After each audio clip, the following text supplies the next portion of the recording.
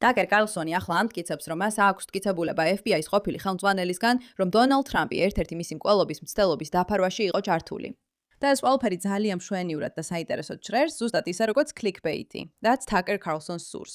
გარდა იმისა, რომ FBI-ის ყოფილმა ხელმძღვანელმა დენ ბონჯინომ უკვე გამოაქვეყნა მტკიცებულებები, რომ დაამტკიცოს, როგორი მათყუარაა ტაკერ კარლსონი. და კიდევ ერთხელ, რა დიდი სიურპრიზია. მოდით დეტალებში გავარკვეთ, რა მოხდა.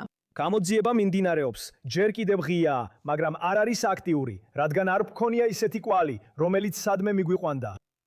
Ai პრეზიდენტი Fox News-ის სიუჟეტში და თეთრი სახლი კიდევ ერთხელ ადასტურებს ზუსტად საპირისპირო ამბავს, რასაც ტაკერი გიყვებათ. თითქოს რაღაც ორგანიზებული დაფარვა ხდება. მათ ძალიან უყვართ ეს ორგანიზებული დაფარვის თემა. იცით რატომ?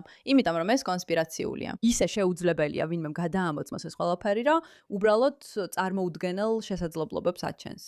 ხო, იქნებ უცხოპლანეტელები მართლა მართავენ მსოფლიოს. ხო, იქნებ ვიღაცა მართლა ფარავდა ამას, მაგრამ რადგან არასდროს არსებობს მტკიცებულება ამის დასამტკიცებლად, ეს უბრალოდ ხალხს ამ უცნაურ დაბნეულობის გზაზე აგდებს. და ბოლოს ისინი ვერ იღებენ ვერანაირ შედეგს, ვერანაირ საბოლოო რეალობას იმის შესახებ თუ რა ხდება. მაგრამ მათ უამრავი დრო დახარჯეს ტაკერ კარლსონის კონტენტის ყურებაში, რაც ზუსტად ისაა, რაც მას უნდა.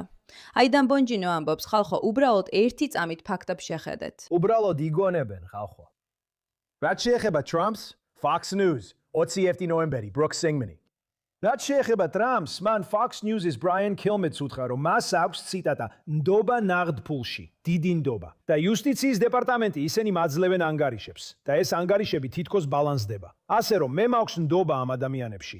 მე არ მქონდა ნდობა Chris Wray's მიმართ, მაგრამ ეს ჯგუფი, ეს სხვა ჯგუფია, თქვა Trumpმა. ეს არის cash-ი Wray's-გან განსხვავებით და მე მაქვს ნდობა cash-ი. რატო არის ეს მნიშვნელოვანი? დან მოლინა მალე აგიხსნით. მაგრამ აქ ტრამპი ძირითადად ამბობს, რომ ნახეთ, მე მაქვს ნდობა იმ ადამიანებში, ვინც ხელმძღვანელობს FBI-ს.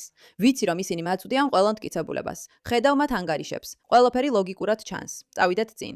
სხვათა შორის მოგესალმებით გადაცემაში pushback-ი. მე ირაკი ვარ თქვენი წამყვანი. დარწმუნდით, რომ დააჭირეთ გამოწერის ღილაკს და ჩართეთ შეტყობინებები, რათა გაიგოთ ჩვენი შემდეგი ვიდეოს შესახებ და დაალაიქოთ ეს ვიდეო თუ სურვილი გაქვთ.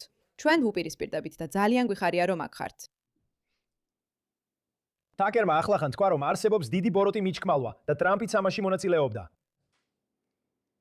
ბომბარდ 73, სწორედ ამიტომ გაათავისუფლეს ის.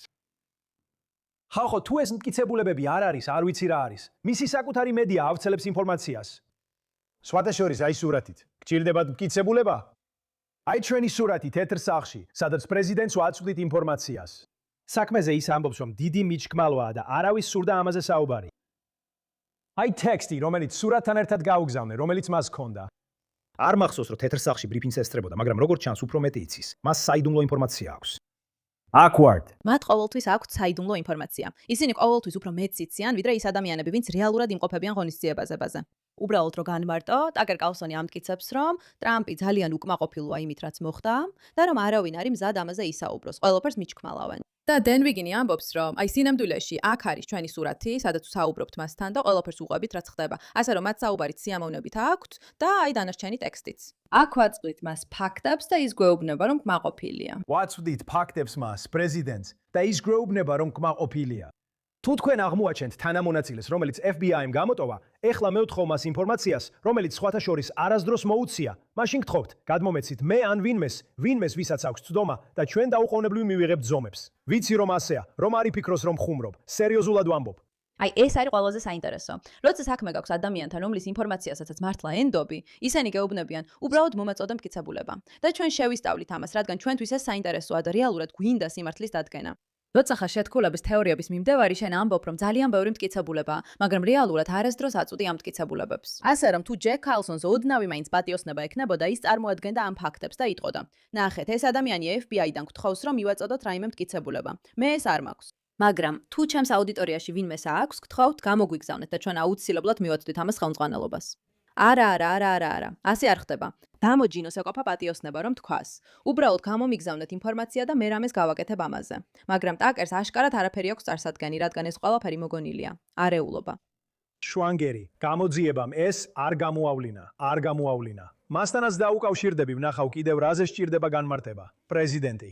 თუ ის, რასაც ტაკერი მეუბნებოდა, მართალი იყო, რომ პრეზიდენტს სჭირდებოდა განმარტება, რაც ჩვენ არავისგან არ გვსმენია, არც თეთრ სახლში პრეზიდენტისგან და არც სხვაგან, მაშინ უცნაური იყო, რომ ეს ჩვენთვის არასდროს უთქვამთ. სინამდვილეში, როცა კიდევ ერთხელ დაუკავშირდით და ვკითხეთ, გვითხრეს, არა, ყველაფერი კარგადაა.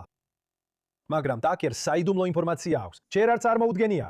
ესე იგი, ტაკერი ამტკიცებს, ხო ასეა, რომ პრეზიდენტს ბევრი განმარტება სჭირდებოდა, რა ხდებოდა და ყველაფერი იფარება. თვითონ ტრამპიც ჩართულია ამ დაფარვაში. და დენი ამბობს, ჯერ არც არ მოუდგენია. რას ამბობ ტაკერ? რა? შეხედა მის სახეს.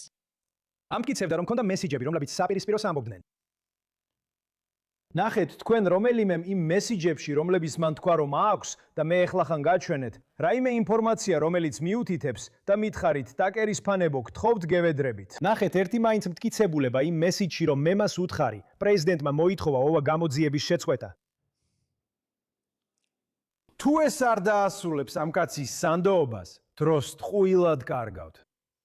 კიდევ ერთხელ, ამ ეტაპზე ტაკერ კარლსონის ნათქვამს არანაირი სანდოობა არ აქვს, მაგრამ ადამიანები, ვინც მას უსმენენ, სანდოობას არ ეძებენ. მათ დრამა სჭირდებათ და უბრალოდ სურთ დაიჯერონ, რომ ეს დრამა სიმართლეა, რომ სანდოობას ეძებდნენ. ისინით, როგორც ჩვენ, მიხვდებოდნენ, რომ ეს უკვე აბსურდია და აქ არაფერი გასაგები. იცდი, შენ უბრალოდ ფიქრობ, რომ ეს კაცი რეიჩელ მედოუს არაფრით განსხვავდება. ხვალ მტკიცებულებებს წარმოვადგენთ, ტრამპმა გადასახადები მოატყუა. ხვალ წარმოვადგენთ მტკიცებულებებს რუსეთის აფიორის შესახებ და შენ ამჩნევ, რომ ეს არასდროს ხდება. მან უბრალოდ თელი ეს ამბავი გამოიგონა. ეხლა ვხედავ, იცი, მედიის ყურადღება ამაზეა. ტაკერი ამბობს, რომ პრეზიდენტი ფაქტობრივად ხელს უშლის მარხუმსაჯულებას. ის პრეზიდენტს დანაშაულში ადანაშაულებს. ქონდა ბევრი ადამიანი, ვინც მეუბნებოდა, უნდა უჩივლო მას და ასე შემდეგ. ხალხო, ამ კაცთან ამას მნიშვნელობა არ აქვს. მას სიმართლე არ აინტერესებს. სამწუხაროა, რომ მეგობრები ვიყავით და მან ეს ყველაფერი აიღო და უნიტაზში ჩარეცხა, რადგან ის ტყუილის ადამიანია, რომელსაც ბავშვის დონის იმპულსების კონტროლი აქვს. დარწმუნებული ვარ, ამ ყველაფერზე თავის სულელური სიცილით გადაიკისკისებს. კარგი, არ ვიცი, რაც არ უნდა ნიშნავდეს ეს, ეგ მისი საყვარელია. ნახეთ Milk Bar TV-ს რაღაცა, რაც არ უნდა ნიშნავდეს ეს. ის ყოველთვის ამტკიცებს სისულელეებს, რაც არ უნდა ნიშნავდეს ეს. მე ჩავრთე სამწუთიანი კლიპი. შედით Milk Bar TV-ზე და ნახეთ სამწუთიანი კლიპი, სადაც ის ტყუის იმაზე რაც თქვა. და მე მითხარი, როგორ შეიძლება ამ კაცს ჰქონდეს ოდნავი სანდოობაც კი? მისივე არხი ამ ხელს მას. მეგობრებო, კიდევ ბევრი მაქვს სათქმელი, იმიტომ რომ მართლა ვერ გადმოგცემთ, რამდენად მძულს ეს ყველაფერი. არაფერია, დამიჯერეთ. სრულიად ვუგზნობ ყველას, ვინც მუშაობს ქვანახშირის მაღაროში, ან ნიუ-იორკში Local 3-ის წევრი ელექტრიკოსია, ვინც ფიქრობს, რომ ბოლო რაც უნდა მოისმინოს, ესაა პოდკასტების ბიჭებზე საუბარი. თქვენ მართალი ხართ. გჯნობ ძმაო. მაგრამ მარკლავთ უხვარ, თუ პარასკევს მასობრივ მედიაში ფედერალურ დანაშაულში დამდებთ ბრალს, ითქვით, რომ მტკიცებულება გაქვთ და პრეზიდენტსაც დაადანაშაულებთ. და ჯობია მაგას სერიოზულად დაუდგეზოს. გულისხმობ, მგონი ეს თავისთავად გასაგებია. ესეთი იდიოტი უნდა იყო. ან იდიოტი ხარ, როგორც ტაკერ კარლსონი, რომ დაესხა თავს ისეთ ადამიანებს, როგორიცაა ტრამპი და დენ ბონჯინო, ყოველგვარი რეალური მტკიცებულების გარეშე. ან ხარ ადამიანი, რომელსაც უბრალოდ არ აინტერესებს სიმართლე, მაგრამ ზუსტად იცის, რომ ეს იქნება ის კლიკბეითი, რაც გინდა. და შესაბამისად, მზად ხარ გააკეთო ყველაფერი, რაც საჭიროა, რომ მეტი ადამიანი მოგისმინოს. მინდა ამით დავასრულო, რადგან ეს არის ნამდვილი ტაკერ კარლსონი. CGB-ის აგენტმა იური ბეზმენოვმა ამერიკის შეერთებულ შტატებში ჩაატარა რამდენიმე ინტერვიუ იმის შესახებ, თუ როგორ ესმოდათ ამერიკის მტრებსა და ძველ საბჭოთა კავშირში, რომ სამხედრო გზით ვერასდროს დაგვამარცხებდნენ. ამიტომ ყოველთვის ესმოდათ, რომ შიგნით ქაოსის აგენტებს გამოიყენებდნენ. ადამიანები ინფორმაცია გადატვირთონ. ადამიანები ამით გადატვირთონ, მაგრამ არასდროს წარმოადგინონ მტკიცებულება და ასე აღარავის ჯერა არაფრის. ქალბატონებო და ბატონებო, ზუსტად ამას აკეთებს ტაკერ კარლსონი. მაქვს საიდუმლო ინფორმაცია. აი უამრავი ინფორმაცია, რომელიც არანაირ მტკიცებულებამდე არასდროს მიდის. ხვალ შემოგვიერთდით ჩემს სპეციალურ გადაცემაზე. მოусმინეთ იური ბეზმენოვის ამ ჩანაწეს და ზუსტად დაინახავთ, რას აკეთებს ის. ნახეთ ეს. ან ფსიქოლოგიური ომი. ეს ძირითადად ნიშნავს, რომ შეცვალო რეალობის აღქმა თითოეული ამერიკელისთვის. იმდონენდე, რომ მიუხედავად ინფორმაციის სიუხვისა, ვერავინ შეძლებს გონიურულ დასკვნამდე მისვლას. საკუთარი თავის, ოჯახის, საზოგადოების და ქვეყნის დასაცავად. ეს არის დიდი ტვინის გამორეცხვის პროცესი, რომელიც ძალიან ნელა მიმდინარეობს და 4 ძირითად ეტაპად იყოფა. პირველი ეტაპია დემორალიზაცია. ერის დემორალიზაციას 15-დან 20 წლამდე სჭირდება. რატომ ამდენი წელი? იმიტომ რომ ეს არის მინიმალური წლები, რაც საჭიროა ერთი თაობის სტუდენტების აღსაზრდელად თქვენი მტრის ქვეყანაში, რომლებიც მტრის იდეოლოგიით იზრდებიან. სხვა სიტყვებით რომ ვთქვათ, მარქსიზმ-ლენინიზმის იდეოლოგია თავს ახვევენ მინიმუმ 3 თაობის ამერიკელ სტუდენტებს, რომელთაც არავინ ეწინააღმდეგება და არ აბალანსებს ამერიკულ ძირეულ ღირებულებებს. ეს საოცარია, ეს ინტერვიუ წლებისა და წლების წინ არის ჩაწერილი და ჩვენ რეალურად ვხედავთ ამ ყველაფრის განხორციელებას ახლა. ამერიკული პატრიოტიზმი. გეცნობათ? დიახ, ბონჯინო, ნამდვილად გვეცნობა, ძალიან გვეცნობა, რადგან ზუსტად ამას ვხედავთ ყველა ამ გიჟურ პოდკასტერთან. მართლა უხდიან რუსები ამისთვის. ეს უკვე ასე ნათელი არ არის. ყავთ მათ საკუთარი მოტივები, მაგალითად პოპულარობისთვის და ასე შემდეგ. ძალიანად შესაძლებელია. სინამდვილეში მიზეზებს დიდი მნიშვნელობა არ აქვს. გულისხმობ, ერთ დღეს ამას მნიშვნელობა ექნება, როცა ისინი ციხეში აღმოჩნდებიან, იმედია ჩაკეტილები იმისთვის, რომ პირდაპირ ცდილობდნენ დემორალიზებას და დასავლური საზოგადოების განადგურებაში მონაწილეობის მიღებას. მაგრამ სანამ ეს დღე დადგება, სანამ ამის მტკიცებულება არ იქნება, არ აქვს მნიშვნელობა, რატომ იქცევიან ისინი ასე. ისინი ყველაფერს აკეთებენ, რომ რაც შეიძლება მეტი ქაოსი გამოიწვიონ, რათა პრეზიდენტს დაედევნონ და დაამტკიცონ, რომ ის ცუდი ადამიანია. ასევე FBI-ს, რათა როცა FBI-ს გამოძიება ან რამე მსგავსი იქნება, არავის შეეძლოს ამის ნდობა. როცა ტრამპი რამეს აკეთებს, აღარავის შეუძლია ამის ნდობა. აღარავის აღარაფერი აღარ შეუძლია ენდოს. ყველა დაბნეულია, რადგან ისინი უსმენენ ამ სასარგებლო იდიოტებს, რომლებსაც რუსეთი, ყატარი და სხვები ავრცელებენ.